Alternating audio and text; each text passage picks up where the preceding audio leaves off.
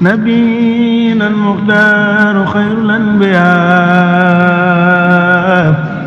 ونور رسول الله عند ربيا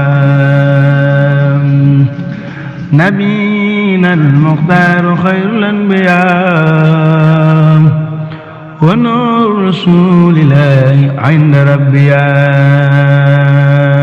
ku baax ki Cheikhul Xadim dafa wax ne yonent bi sallallahu alayhi wa sallam mooy ki sunu borom tànn ci lépp def ko itam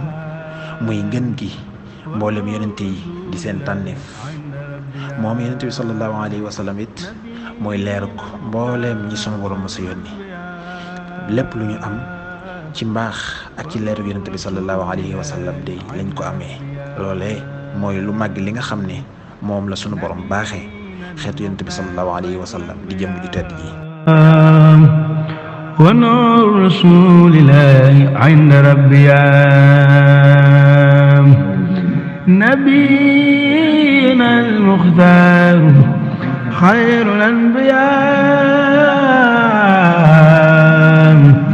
wa nur rasulillahi inda rabbiya